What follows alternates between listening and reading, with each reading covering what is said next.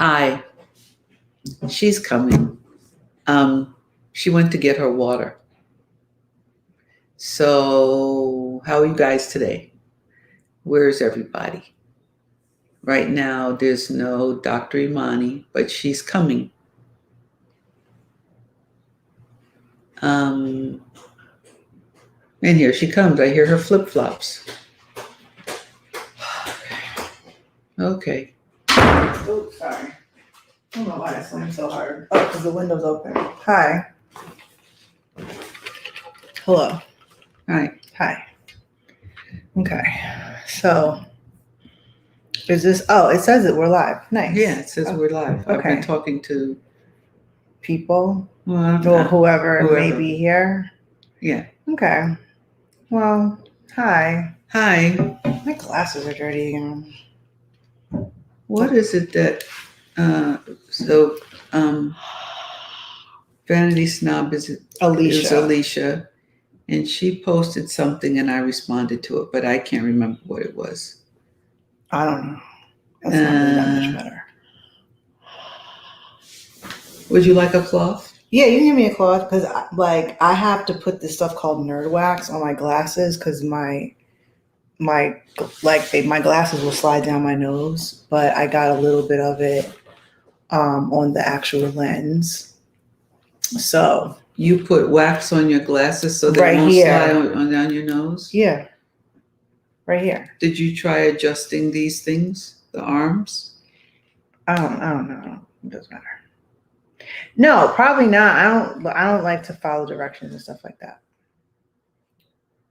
Well, also I have a small head, and so it really doesn't matter. All these things are gonna be all these glasses are gonna be too big. Oh, Alicia said something about why do we need stairs? Oh yeah, what kind of question was that? Well, because some people get nervous about being on stairs, like I do. I was saying that the stairs move. Probably in the past 10, 15 years. Oh wow. Oh, there's a world that you can see now. Yeah, it's not like flooded in Oh God. Yeah. Okay. Let me just get myself together a bit. These things. I think stairs are space savers in many cases because the world can't be all laid out on one story. I have been kind of more open to actually living on one floor. In a ranch house? I guess so. Is that what they're called? They're called ranch houses. Yeah. I mean, also because I have a bad knee. So. Is your knee going to be bad forever? No, I actually have an appointment tomorrow to go get it injected. I'm not going to be irritated. I am just very disappointed in the fact that I got my knee back to where it needed to be, and I was running again, and then I got this injection, and then it messed up my knee. You mean you got the COVID? Yeah, I got this. Well, yeah, I got the vaccination. And it messed up your knee? Yeah, it messed up my knee. And actually, someone else who was very close to here said the same thing happened to him. Okay. Yeah. Not the knee, but he had the swelling. This swelling situation, it's really annoying. But I'm gonna go get yes, Michelle Renee, I'm going to get more PRP injections tomorrow, which I'm happy about. I just have to kind of psych myself. I mean, I'm happy about it. It's just that, it's not the most pleasant experience. It's not that bad though. Yeah, it's not that bad. Hi, Lenora. Hi. Yeah, see, no scary stairs. I like your shirt. It's my dragon, the Sean Upshaw. Congratulations. I want a new shirt. It's actually from a thrift store. There's stuff on the back. Can you see it? Uh-huh. If you buy multiple things so that you actually have a whole lot of stuff, and even if they come from a thrift store, is it really thrifty? It is thrifty. Actually, this was a gift, so it was very thrifty. So then that was really thrifty. Okay. Yeah. I Heart Blaxican asked, "How is life after divorce?" Actually, is it official? Soon, the mediator or the paralegal, I asked last week, and she was like, "Oh, everything you got to go on some website, and everything's been entered. So I just have to wait for a judge to be like, yay, and then 30 days later for something. I don't know. It's been many years since I went through the process, but there's some short waiting period after something. I don't know. it's filed and then the judge signs it. Yeah, I'm just kind of waiting for that. That would be really great to have all of this. So done. in the past few months, Yes, the things that for joy have been divorce, yay. Yay. A dog, Double yay. Even though she's so goofy. And gardening, yeah. Triple yay. And you saw my backyard? I haven't been out there. I'll look at it when we're finished. Anyway, I was very excited on Friday. I was giving my grandson a back massage. Like my backyard's coming together, so they dug up this whole patch of dirt in the back and replanted a plum tree. That's nice. Which is really nice. I was really excited about that. Today I harvested some lettuce. In my yard, some lettuce. You picked it. You act like you got a whole farm. I had enough for some meals. Okay, you harvested some leaves. Lettuce and some radishes. Okay. And how'd you get the radishes out? Because for real, just pull them out. Oh, okay. I don't think mine are ready yet. I bet we go outside the shop. I bet they're ready. Just look down and you can see because when it's a whole head like that big. When they're not ready, it's skinny like that. But you can see from not even digging up anything. Oh, you can see it. Oh yeah, it looks like a little, like a little plum, a big grape. Okay. And you just pull it out. Did you eat it? Yeah, it was nice and spicy. Sliced it up, had it in salad. And the lasagna that I made, I roasted some first, and then I cut them up. You roasted radishes. Yeah. And you put it in the lasagna? Yeah, I sliced it up into little teeny pieces. I don't know about that. Are you supposed to put radishes in vegetable lasagna? This was not vegetable lasagna. Oh, but are you supposed to put radishes in lasagna? You put in lasagna what tastes good, and there's spinach leaves and that's different. I mean, radishes to me are like when they were roasted, like you eat it with butter or you sprinkle a little salt on it. No. Yeah. I sliced the radishes and mixed them in with salad. I don't know about all that. And then I looked up recipes, and they're roasted radishes. And when you eat them raw, they're spicy. Well, when you roast them, they have a nice taste, but they're not spicy. Oh, I like them raw. Okay, so look, Bajan Polsky on Instagram asked, what advice would you give to a younger couple now that you are divorced? What advice would you give to a younger couple now that you're divorced? By younger, do we mean newly married? I think she just means younger as an age. Well, I don't know. I mean, just do everything the opposite of what I did and you'll be great. No, I don't think that's the right thing to say. No, I'm saying just make sure that you really know the person. Make sure that you can talk to them about all kinds of stuff, everything. If it comes to a situation I was reading this article recently and they were talking about if it's difficult for you to talk about finances before you want to get married to somebody, you need to figure that out before you even. Well, so I'll take it a step further. If you haven't discussed finances and you're not comfortable discussing finances, she said newly married, then don't get married. Yeah, I mean, unfortunately, I'm sorry, I don't really have a lot of advice. Just obviously you know this person well, right? So you guys are already married. I don't know. I mean, sorry, helicopters. Be honest. And be kind. Right. Be honest and be kind. And for real, if you're not happy, then tell the person and bounce. Don't waste your time. No, God. That's what I'm saying. If you really are this person is awful, oh my God, don't sit there and be I'm gonna, be a martyr. No, just if you are talk to them. If you're finding that you're not satisfied and you're not happy, first give it a chance to be fixed, right? Mm-hmm. And professional help can be very helpful in that regard. If it can't be fixed because either of you just can't give that much or you're not interested that much, then Be out. end it before you become enemies. Yeah. Just be out. Right. Like, yeah, you'll be fine. Also, don't allow other people's opinions to influence relationship decisions. I don't agree. Well, of course you don't. You know why? Because you know what song I heard recently that reminded me of you. Well, the reason why I don't agree is because I'm not finished. You know, you remember the song? You didn't let me finish. No, you know. Okay.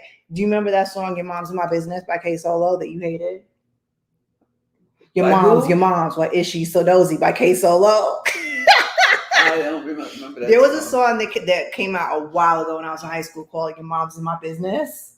And it was by K Solo, and I was watching it one day on UMTV Rap Saturday morning. You were like, "I don't like this song." I was like, "I don't know why, because it's about you." Could be about me. It was very much about you. And on top of that, I think that the recognition in advance of what you have in common and what you don't have in common should help guide your decision about whether you're going to try to spend the rest of your lives together. Yeah. And you have to be, as I've said this before, 1,000% satisfied with the person exactly the way he or she is. You can't change nobody. You can't plan on, I'll be so much happier if she changes, if he changes. Don't count on that. You got to be happy with them the way they are. Yeah. And if they're not, then be out. If they're not, if they won't satisfy that expectation that you have, then be out. And importantly, you have to know no one can make you happy. There is no outside person who can make you happy. Only you can make you happy. True. Can I see that thing again? Because I don't know what happened. No, I mean, it's that is very true. Like you know what I used to do when I was in my 20s? Actually, I remember my mom was so disconcerted because there was some guy I was like talking to, thank you. And you were like, well, I thought you just were hanging out with this one and that one. I was like, these are all boy toys. Like, I was all like 22. And my mom was like, and I was like, first of all, what I do or what I did back then was I just, like you hang out with people. Like, I like this person for this reason. I like this person for that reason. And then, and like back then I was like, oh, if I could just create like a conglomerate of all these people, it would be great. But that never seemed to work because it just doesn't happen. But I was like, I'm out here in these streets. Like, that's what I'm supposed to do. Right. Here's for me what is important in that explanation you just gave. And that's the definition of what hang out means. I'm just hanging out. There was a time where I thought hanging out was what I mean hanging out to be, which is we just go into places. Yeah, but you don't know that chilling and whatever. You don't know that that's what that means. And for me. The definition that I believe you had of hanging out involved some serious physical contact. Not all the time. Well, my point, some people I hung out with because they took me out to eat. My point about this was that I don't think concurrent hanging out in your definition is a good idea. Consecutive, better. Concurrent, not a good idea. I don't know. I think that's a little bit. Because somebody takes you out to eat, I object to that because I think you have your own money, right? So if you want to go out to eat, go out to eat. Yeah, I want to go out to eat, but if somebody's like, yo, you want to go here? Like, all right. I'm not using this person specifically to get food to eat. Well, also, my mother's. This is a generational gap. My mother's philosophy, and of course, it's a huge generational gap. My mother's philosophy was because probably she came to this conclusion because her first two children were boys. She said, there should be no obligation on either party's part to pay for the meal. However, if someone invites you out to eat and you accept, you offer to split it. And if they say, no, and you enjoyed yourself, then you invite them out the next time and you pay for it. Yeah. Right. Now, my mother's point of it was, as she drilled down, that way, no man has an expectation of how grateful you are and that you're going to repay that gratitude with sex. That for my mother was the big end. Yeah, I'm not paying nobody with sex. I'm not talking food. about. Like, I'm not talking about you. Well, you know that. Wait, now. No, I know that there's people who do that. All I was saying is that generationally, right? The things that people are into these days are not like, even I'm like, oh my God, y'all are just getting on dating apps and just like going on Tinder and having sex with people and just being like, okay, thank you, and leaving, like shaking hands. That's a little bit much for me. But that being said, whatever you do, just be safe. And if it just so happens that people are able to be physical with each other and have a different mindset than I guess my mom's, which is that, like, oh, if we're going to do this, then it has to mean something. It doesn't have to mean anything. No. I had booty calls. I get it. I'm merely saying that I think it's better to not have them concurrent. Why? Because should something go awry, which it has, oh my God, I'm pregnant. Oh my God, I'm pregnant. Yeah. Such as that. Oh my God, I have an STD. Such as that. I'm merely saying that. They have apps for that. Apps for keep you from. No, you can write down like, oh, I had sex today, or oh, I like my period app. And that way you can figure out who the baby is. I mean, if it comes to that. And again, that's what I'm saying. Like the things that people are into who are younger than me, I'm like, I don't know if I can do all of it. But it's a generational thing. Rashida Bumbrave commented that her mother and I sounded very much alike. I think it was no. It wasn't Rashida. It was Rashida. Tamar. It was Tamar who said the following. She commented on me saying that me doing the bump with Prince was the first time I'd done that with a man, right? Uh-huh. And I think it has to do with probably because could be Catholic school, could be having been in the Nation of Islam, but I'm very protective of who gets to come that close to my body. Well, clearly I'm not. And you probably have the same vision for me because you're the one who was like, you need to go to Freaknik. And that's what I did. Did anyone touch me? No, they didn't. Although somebody did lick my neck. Some boy did kiss me, but he was cute. So it was kind of okay. He did open my car door and it was unlocked, which wasn't cool, but it was fine in the end. What does going to Freaknik have to do? Because you were like, I'm very protective of who gets to be close to me. And I'm like, well, the whole notion of Freaknik is to be close to other people. And you were like, you should go. And that's why all my friends were like, your mom told you to go? But there were parties and stuff. That didn't mean what do you think a party means? Oh, it was an orgy? So I didn't say it was an orgy, but people are going to be freaking and dancing and doing whatever. But that's what you're suggesting. And I'm not suggesting that all of Freaknik was about that.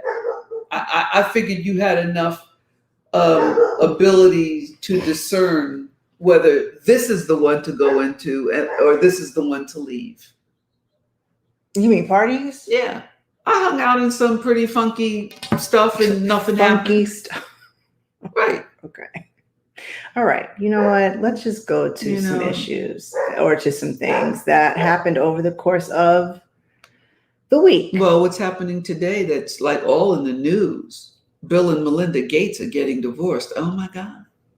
So? That's what I said. I was like, all right. He got money. She got money. Two unbelievably wealthy white folks, they're going to split it up and do what they do. Although I will say they've spent $1.5 billion on COVID-19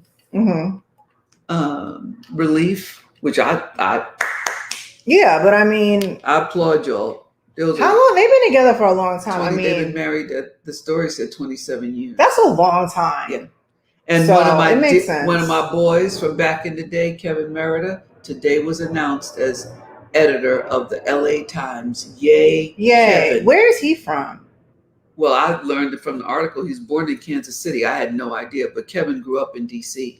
I was just wondering. He's a DC Negro. I was just wondering in terms of if the editor, if they pick someone, not that it matters, but if they pick someone who is actually from LA or from California. No, not necessarily. Okay. Maybe in the old days they did. But you know who's the owner of the LA Times? Your mom. A South African Hakka Chinese doctor who made $1 billion on bioengineering. Mm-hmm. Dr. Patrick Soon Chung. Okay. So he's got a whole building named for him over at USC, and remember that bioethical. Do I remember? Wait, remember when Yeah. you were in your residency? There was some bioethical something that was going on, and I don't know how they contacted me, but they gave me an award. He's actually That was residency. That was at Harvard UCLA. And right. I was like, why are you here? And why are you getting an award at where I work? I wasn't even sure, but he gave a whole lot of money for that. And that's what his business is. But why wouldn't they give me an award? I work there. Look at you and look at me. Look at you. I'm cuter. That has nothing to do with, you know what? I'm not doing this anymore. You know what? Okay, here's some news. Marvel announces Phase 4 includes Wakanda Forever. Okay, so my Marvel universe. So in any case, this morning, today at 9 a.m. Eastern Time, Marvel Studio took to Twitter to announce upcoming lot of movies to be released. I saw the trailer. So releases include Black Widow July 9th, which looks good. Mm-hmm. Spider-Man No Way Home. I don't care about Spider-Man, like for real. I mean. Well, listen, you know who Black Widow is? Yes, I do. Who is it? It's Scarlett Johansson. Oh, well, there's another one that they're planning to introduce, and it's Julia Louis-Dreyfus. Yeah, she was in the Falcon and the Snowman, or the Falcon and the Snowman, the Falcon and the Winter Soldier or whatever. And I always say that. And I was like, I don't like her in this. She was being Elaine from Friends. No, she wasn't. She did that to him. She was like. She was being Elaine from Friends. That's one Elaine thing. Was she doing the Elaine dance? She didn't do the Elaine dance, well, but then she had the same Elaine personality. As I was saying, Black Panther Wakanda Forever comes out July 8th, 2022. All right. Yay. Lil' Kim is going to release a Queen Bee memoir this fall. That's interesting. Lil' Kim is going to release a what? Memoir. Called The Queen Bee. That's what she's called, The Queen Bee. Hmm. She said, I'm excited to finally get to tell my story after all this time. Many people have thought they knew the story of Lil' Kim, but they have no idea, which is true. Although, it was good. That movie Notorious, that was actually really good. I was really surprised. I thought it was just going to be like, a Tyler Perry movie. So it was way better than I expected. The New York Times is also headed by one of us. He's the executive editor. Yep. Which is what Kevin is going to be. But it's still owned by, oh my God, I can't believe I just lost their name. Starts. I don't know. With a S. How many Oscar winners are in the Black Panther cast? In the cast? You mean as of now? Chadwick Boseman didn't win an Oscar, right? Have he ever won an Oscar? No, right? No. But, Daniel Kaluuya. He won. He won. So that's one. The wardrobe designer. I can't believe I forgot her name. She won. Right. She won. Hold on. Let me see. Let me keep reading this. Sorry about Lil' Kim. The memoir is expected to focus on the hidden moments of her reign, including her high-profile relationships. Who else did Lil' Kim go out with besides Biggie, who was like high-profile? But she's so weird looking. Who would go out with her now? Please. Well, I guess she got money. No, she has a daughter. Well, was she with Mano or whatever his name is? Like, she has a kid with somebody. I mean, her daughter's pretty. Her face looks like that lion woman.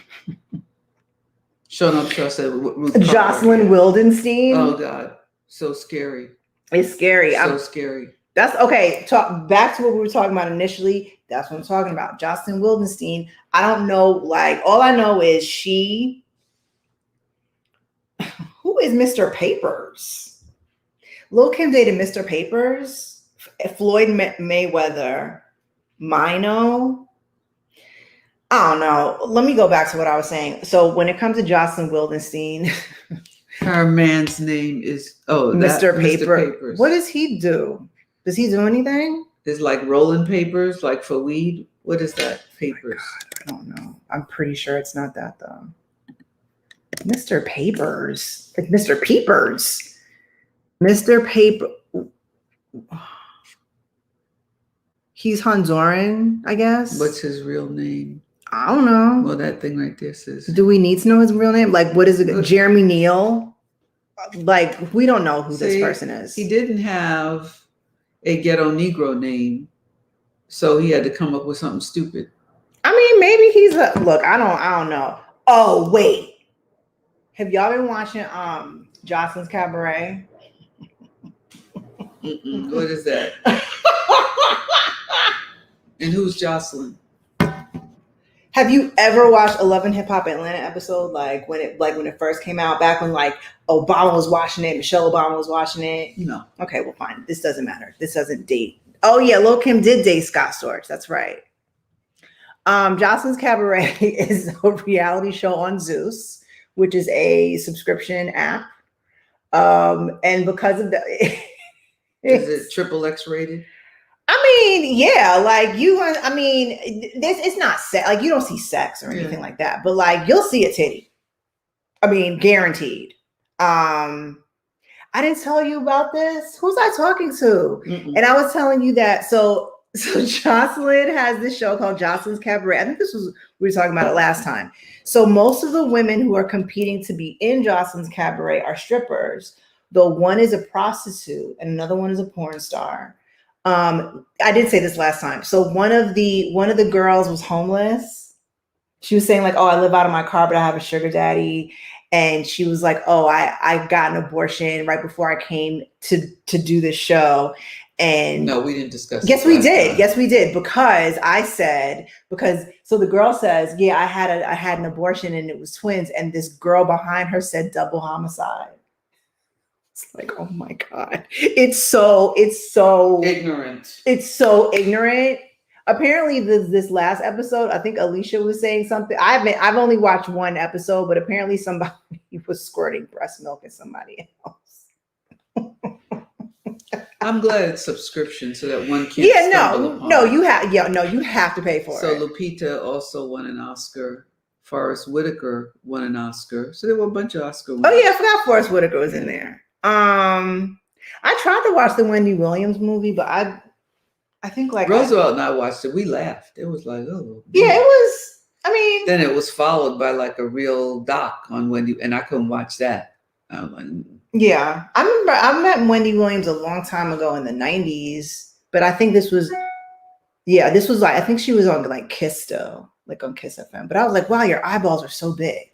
But I think she was. I thought did she have that thyroid thing? She does, but she also was doing like mountains of cocaine back then too. Will that do that to your eyes? Well, if you're like stimulated, if you're like, hi.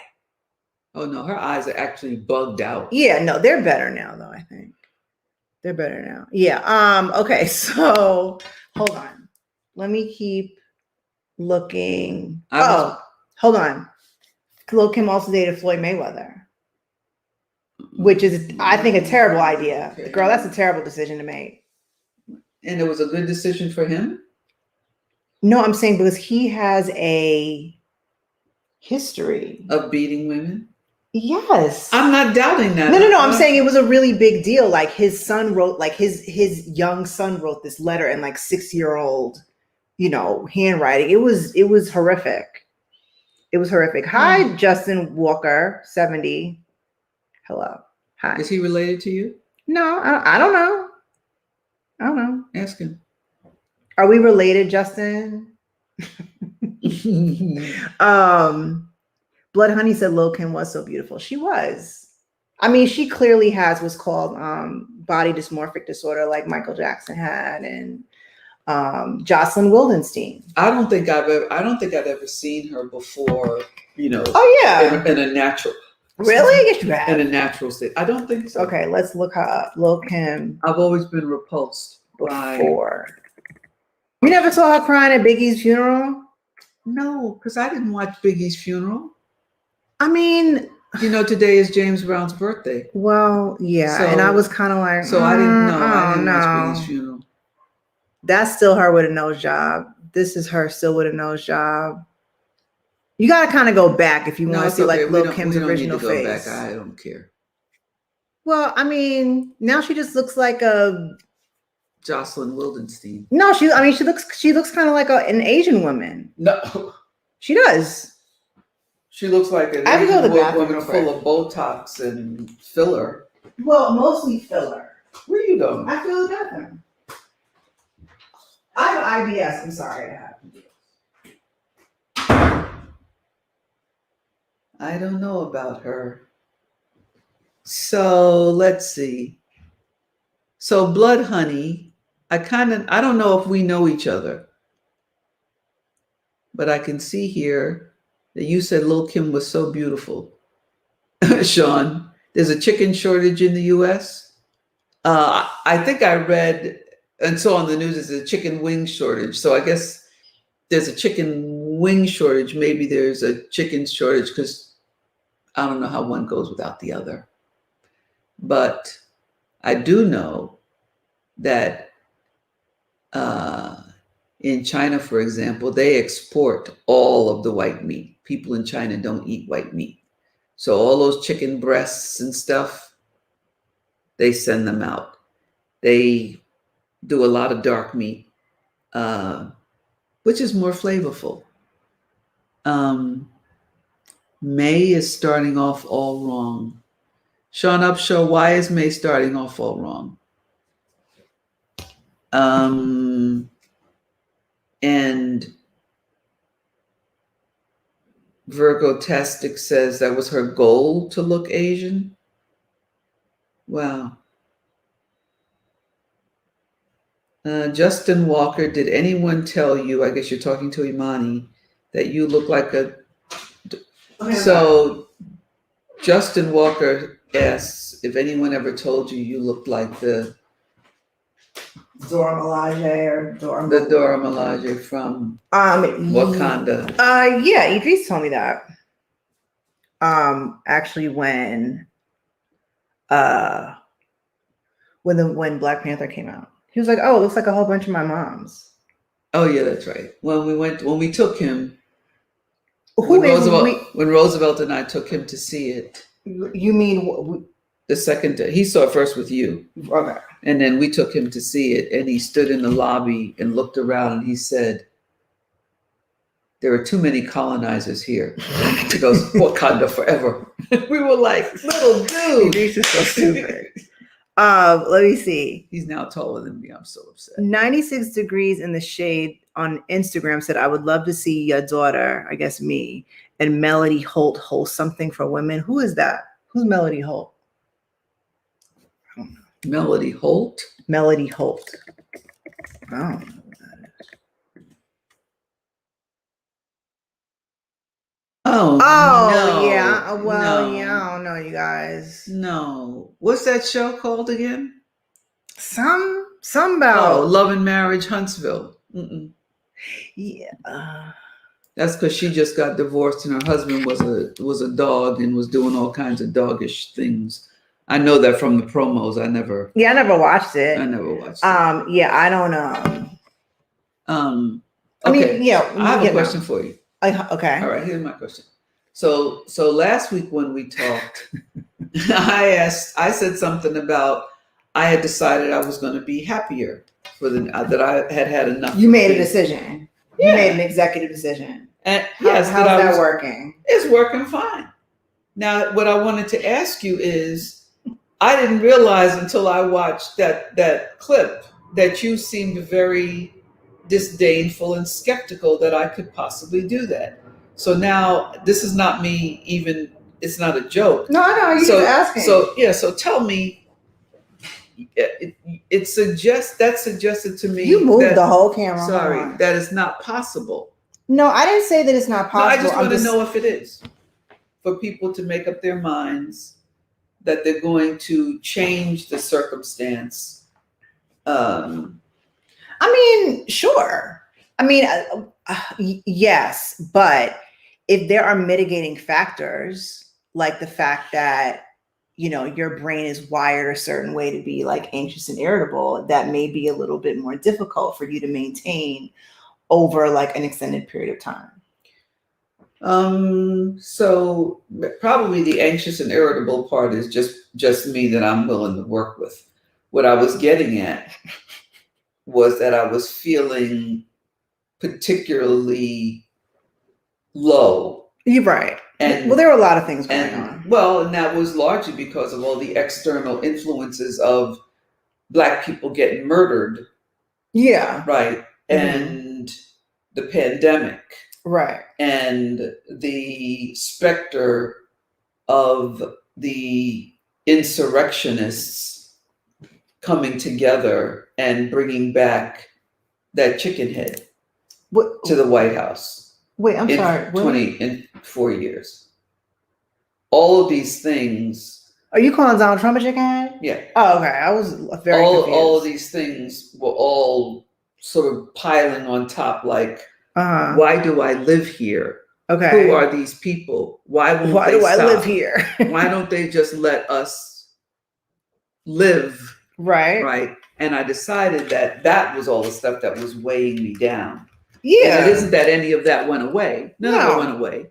But it's that I decided that I could feel it making me irritated. I don't know if the word is irritated. It was, I would say, more depressed. Yeah. Right. So that's not, to me, that's not irritated. Well, that was bringing me down in a way that I'm not used to being. But when people get depressed, they do get irritable. Well, I stay irritable. So I don't know that I stay depressed. But my point is that I had decided that I had reached a certain tipping point. I had enough of that. Right. And I decided, okay, well, now I'm not going to, I'm going to change my. That's what I've been telling you, like, for weeks. And you were like, I have to watch the news. I said to you last week that I was going to be happier. Okay. You said, so you're going to let me know how that was working. Right. I was like, well, wait now. How come that's not possible? Why are you saying it like that? I didn't say that it's not possible. I'm just saying that I know you as a person.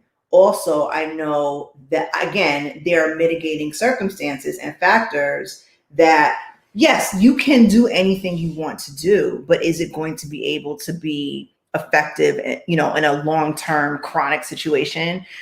Probably not. But it's something that you can practice. I guess honestly for me too, it's just kind of like frustrating because I know what your issue is and I know how to fix it, but you don't want that help. So I'm like, fine.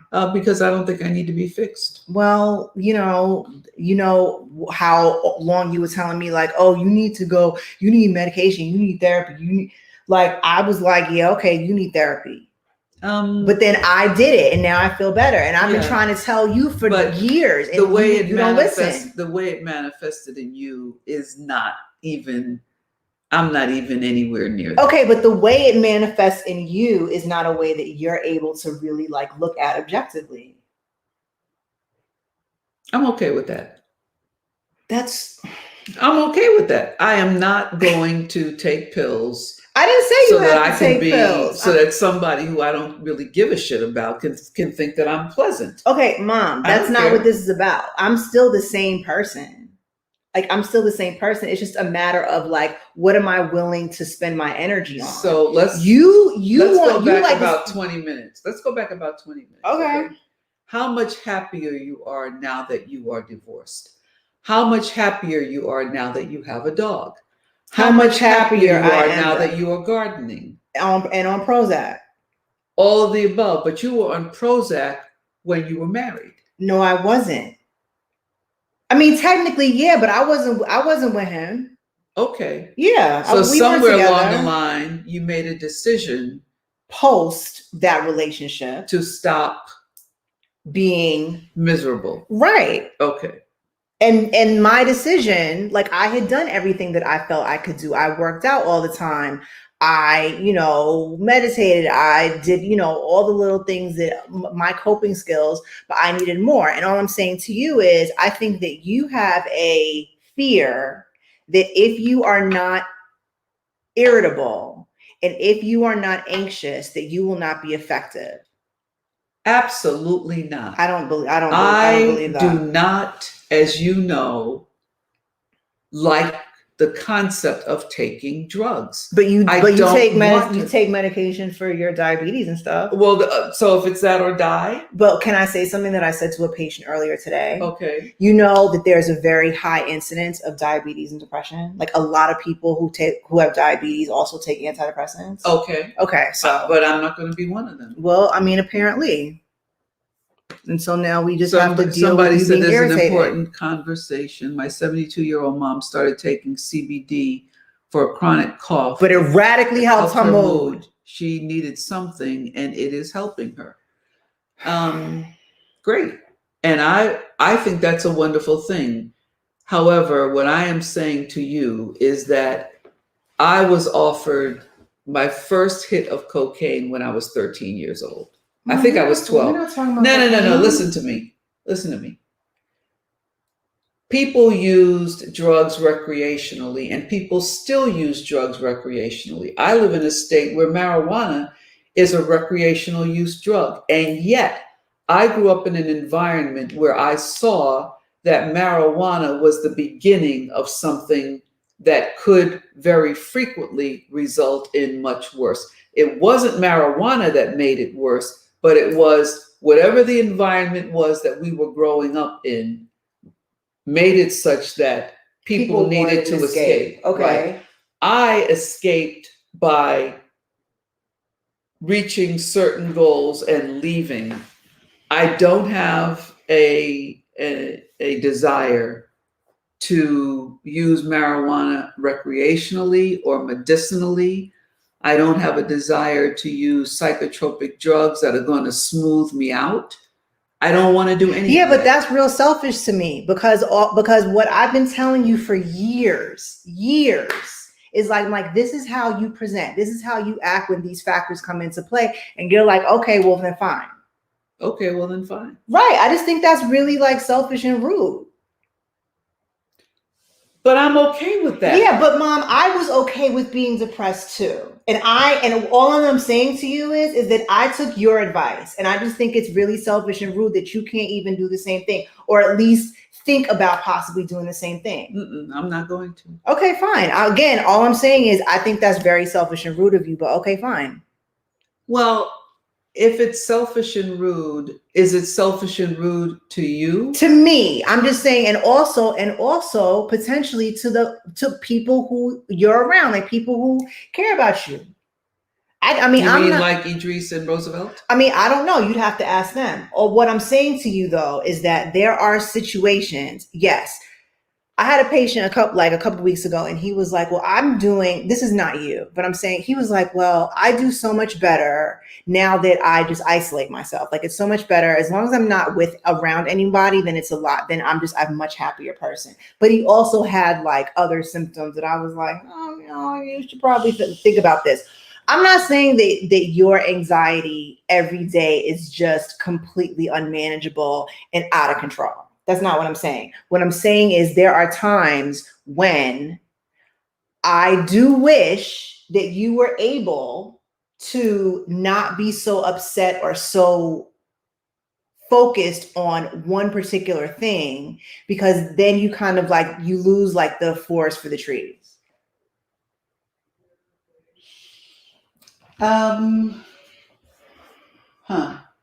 I think that. Hold on, sorry. Sean, I'm sure ask any plans for Mother's Day. No, because you don't listen. But also no, like no. Somebody asked me that recently, like, oh, you don't do stuff on Mother's Day? I'm like, why? I'm gonna be outside when everybody else is outside doing stuff? No. I'm sorry, what were you saying? I think that I have a full schedule of all kinds of things that I do. Collegially, participatory, administratively, creatively, fill in the blank. And if I choose at times that I do not want to engage, I'm perfectly comfortable with that. Now, if I were to be told by my husband that he was having great difficulty with me on a day in, day out basis, I would suggest that we go back to counseling, right? Mm-hmm. That's what I would suggest. But I will tell you that every time we have gone to counseling, I have largely been dismissed while the therapist works on my better half. Well, I mean, I mean, I hear you. I wasn't there. You know, like I don't, you know. I mean, I suspect that a part of what you and I are talking about may involve mother-daughter issues. No. Oh, no, God. not at all. No. I'm not saying not at all completely, but I'm saying no. I'm saying there are times when you get irritable and anxious. And when I was younger, I thought that was a normal thing. But as I got older and studied psychiatry, I was like, that actually isn't a normal thing. Anyway. So fine, you don't want to take anything. That's your decision. That's your business. Exactly. It's your body. I'm not going to. I just think that it's really.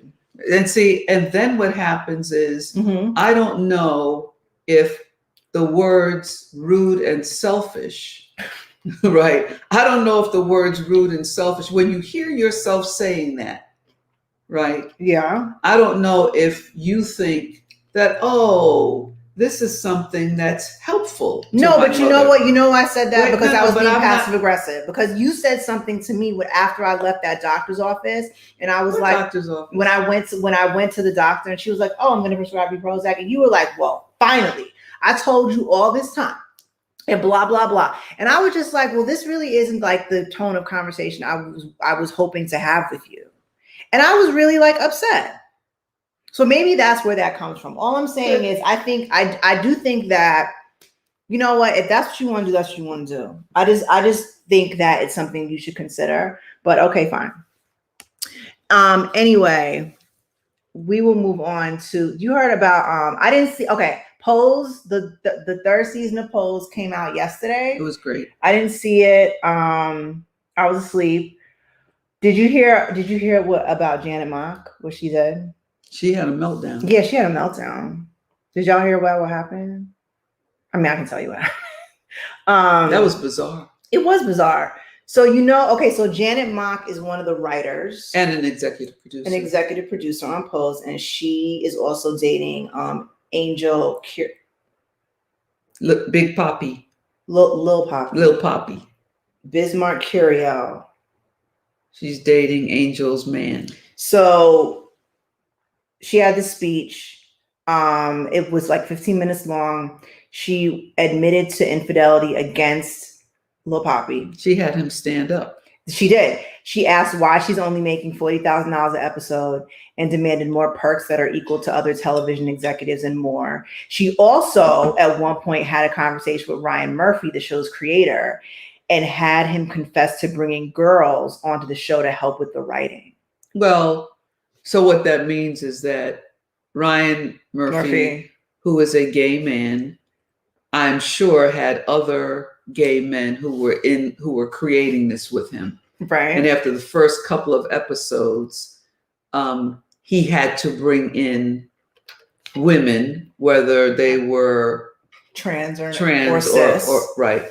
And he brought them in, and what she's saying, I mean, it was kind of wild. Made a point, but it was kind of wild the way she went at him over, and you had to bring in, well, yeah, I mean, sure. If you're going to write about the ballroom culture of New York City back in the day, you can't have just white men. Right? No, because they weren't there, right? That wasn't their world. Maybe it was them over at Stonewall, but that wasn't even the same era. Yeah, but Stonewall was earlier. Stonewall was still started by a Black. Well, but that was the Village, and there were a lot of white dudes who were in Stonewall. But anyway, what I'm getting at here is she sounds like, so I think it's the story article I read, she's like 39. She divorced her husband within the past year. Okay. And started dating Lil Poppy, who approached her, "Are you happy in your relationship?" It just seems a little. He's 23. No, girl.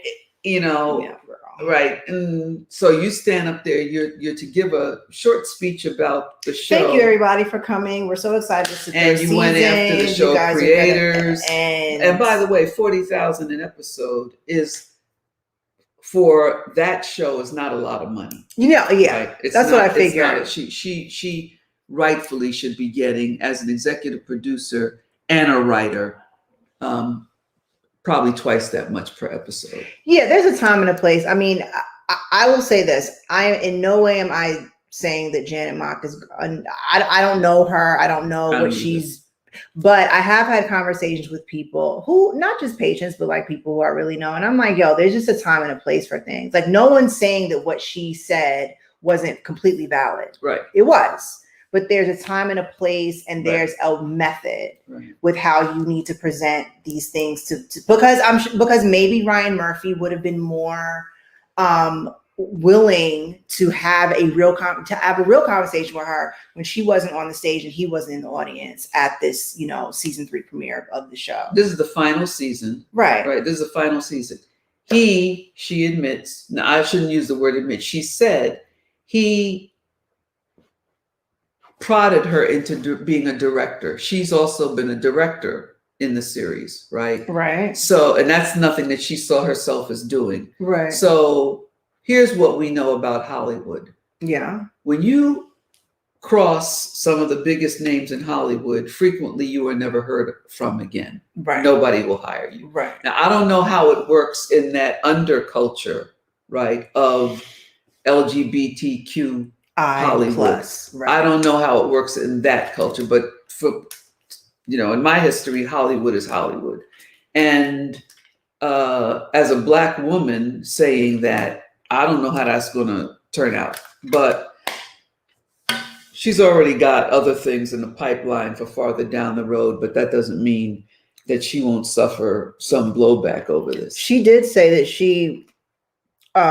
Janet Mock did say that she cheated on Lil Poppy with somebody else on the show. I was like, girl, you doing too much. I think it was like crew. She said, somebody, right? But still, it sounded like she. I don't know. Still, don't do that. I mean, I get it. I don't get it. No, I'm saying I get it in terms of like being that. I mean, think about how you felt like, I don't know, 2 weeks ago. And yes, you're someone. And just stand up on the stage and start saying stuff? No, I'm saying you're not someone who would do that. But I'm saying there comes a point with certain people, it's a tipping point. And they're just like, me, myself, personally, I can't have on all that makeup and heels and stuff and feel that comfortable to want to just be like, and this is how I feel about this. I have to sit down and have those kind of conversations. Well, because if my feet hurt, I gotta that's sit down. what makes you and her. Very different. Well, yes, I'm just saying. Okay, I think that, as you said earlier, she had some valid criticisms. Yeah, for sure. However, something must have really gone awry for her to use that platform at that time. Right. To just, because it certainly couldn't have. I don't think it was a publicity stunt to generate more interest in the show. I don't think so. I think, when I read that, I thought, I hope she's getting help. Yeah. I just wanted to shout out California, because California has the lowest COVID infection and death rates over the past week. Yeah. No deaths yesterday. No deaths today. You know why? Because we want to go outside and enjoy California. They said, I think I saw on the news that like 37% of the state of California is fully vaccinated. Oh yeah, we trying to be outside. Not one, but fully vaccinated. We trying to go outside. Now, that's not to say we don't have fools running around here, because we do. Right. But here's what I want to talk about. What? The California Air National Guard, right? The California Air National Guard is a semi-paramilitary group, right? These are people who are out here working, and you have to serve a certain amount of time militarily. In the past 2 weeks, 2 of the top generals in the California Air National Guard were fired. What'd they do? They were fired because there was apparently a plan afoot to take an FC-19 fighter jet where? To buzz the crowds of protesters. Oh, I didn't hear about that, but yeah, that's so wild. This would be, it wasn't going to be the insurrectionists who were going to get buzzed. It was going to be it was going to be black and brown people. Lives Matter, right? So it turns out an Antifa. It turns out that this thing had gone on back in the summer, where there was supposedly a plan that they were going to launch and buzz crowds. Gavin Newsom, he is the Supreme Commander of the California Air National Guard, and the Major General who reports directly to him. They fired these two generals who were in charge of all of this. These are both white men. Well, that would be. Well, I'm just assuming. But I'm assuming white. I didn't see anybody's names yet. Okay. And so, as I said to my husband, understand that this is the same crowd, right? Who I maintain there's no need to have the Ku Klux Klan anymore because they've infiltrated law enforcement and military. Yeah. However, let me say this. Notice that it is that same crowd that has called for a recall of Governor Gavin Newsom. So all of this stuff in the great liberal state of California, 1 out of every 8 American residents lives in the state of California. And we right now, I think they said the number is going to be something on the order of 400 million for the special election, for the amount of money that's going to be spent and all, something crazy. And the Trumpites are supposedly backing, what's the woman's name? Floyd the Kardashians. Caitlyn. Right. Okay. Right. Okay.